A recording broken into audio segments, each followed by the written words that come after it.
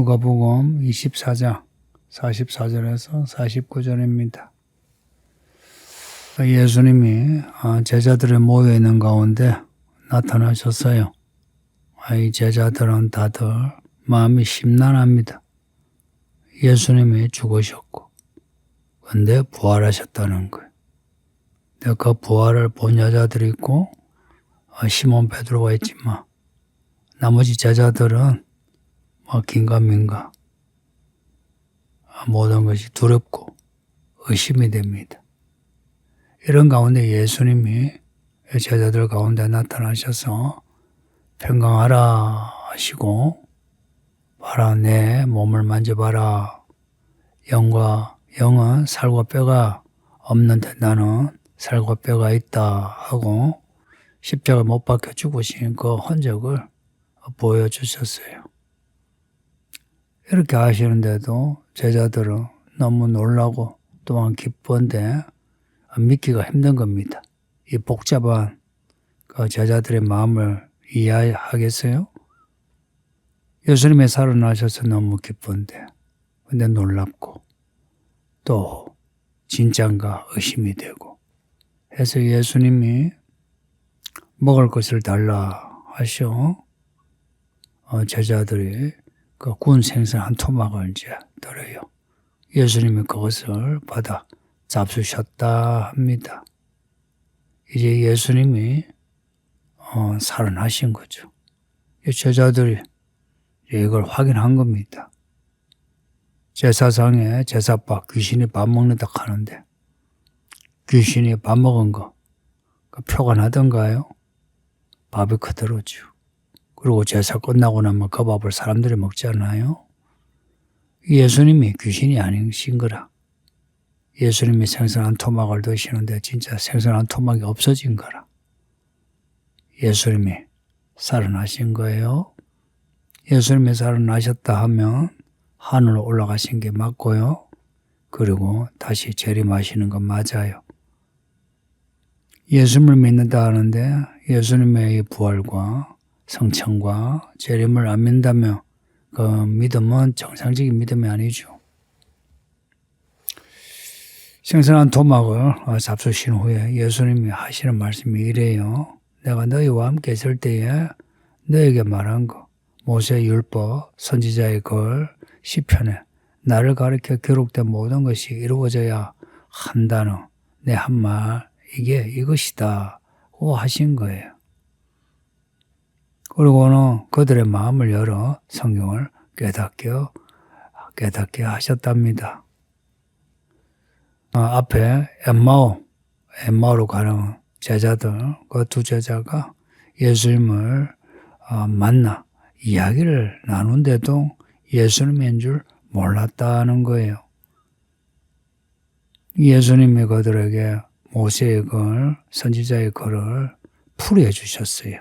이 풀이해 주다 하는 것은 열어주다 하는 단어입니다. 그 말씀을 열어주신 거라.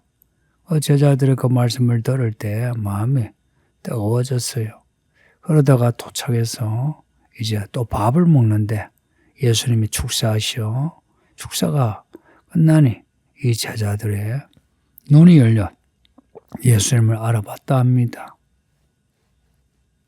우리 예수님이 생전에도 말씀을 가르치시고 부활하셔서도 계속해서 말씀을 가르치십니다. 우리가 할 일도 똑같지 않겠어요? 교회가 하는 일도 그렇습니다. 가끔 교회에 대해서 교회가 이런 일을 해야 된다, 저런 일을 해야 한다. 그렇게 말하는 사람들 공통점이 있습니다. 그들은 믿음이 없어요. 말로는 믿는다 하지만 믿음이 현실이 아니에요. 그냥 이상적으로 이렇게 살고 저렇게 살고 자기 마음에서 나오는 믿음인 거예요. 진짜 믿음은 살아나신 예수님을 보는 믿음, 그 예수님이 우리에게 말씀하신 거, 그 말씀을 붙잡는 믿음, 그 말씀을 가지고 살아가는 믿음이에요.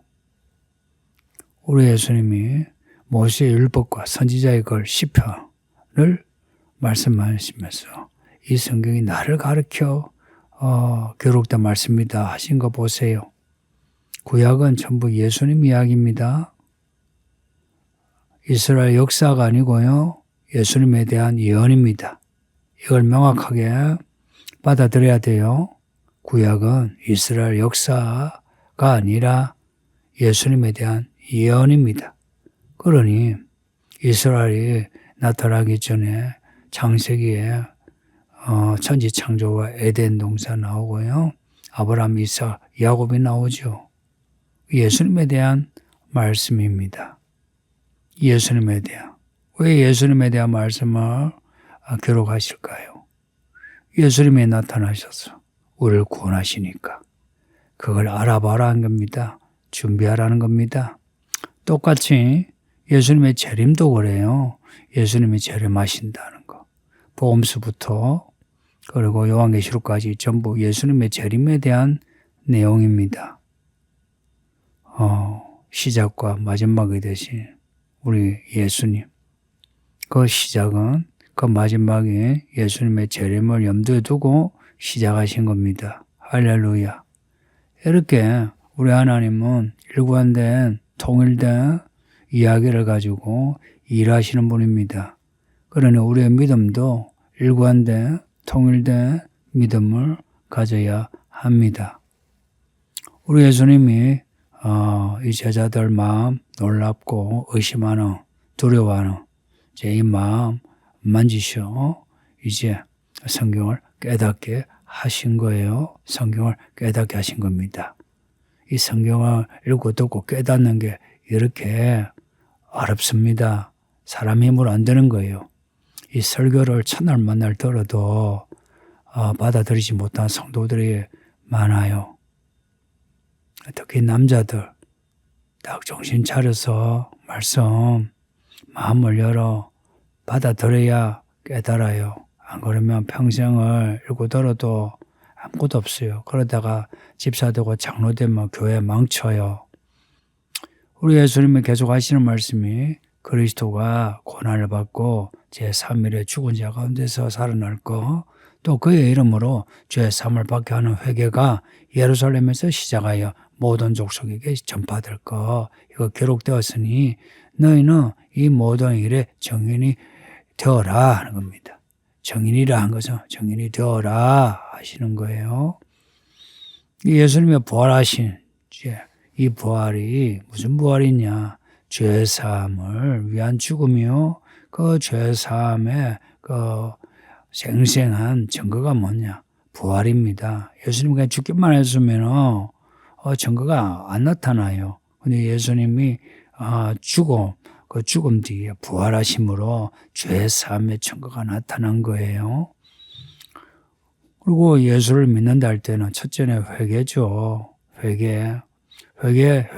예수님을 믿는데 회개가 없다면 그거는 그냥 자기 생각으로 믿는 거예요. 예수님을 믿는 믿음은 죄사함을 받는 회개를 하는 겁니다. 그냥 회개가 그냥 반성이 아니고 회개입니다. 죄사함을 받는 회개입니다. 모든 예배는 죄사함을 받는 회개로 시작하는 거예요. 근데 이 회개가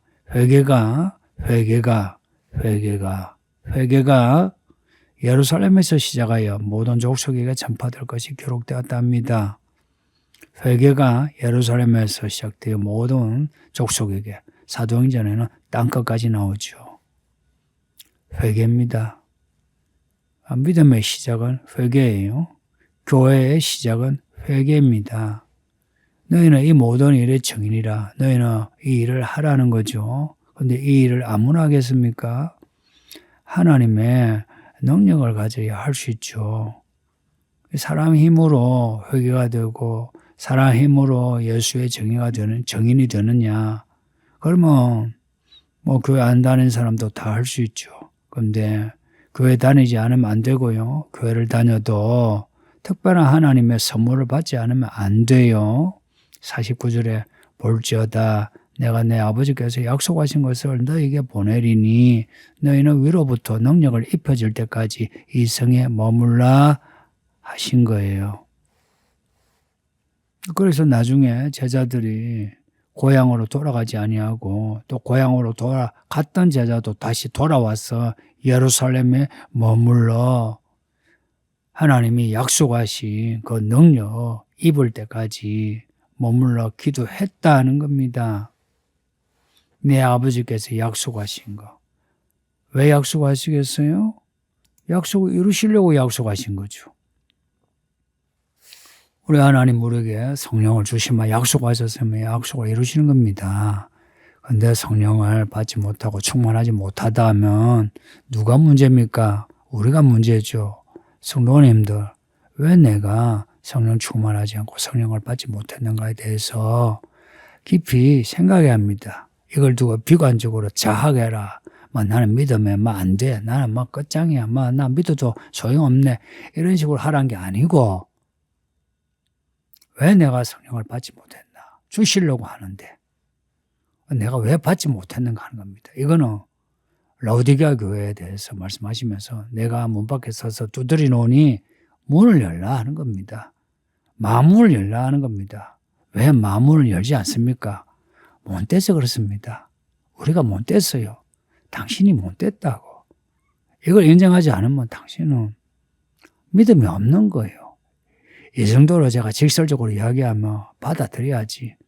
이걸 못 받아들이면 당신은 정말 못 되고 곱하기 100입니다.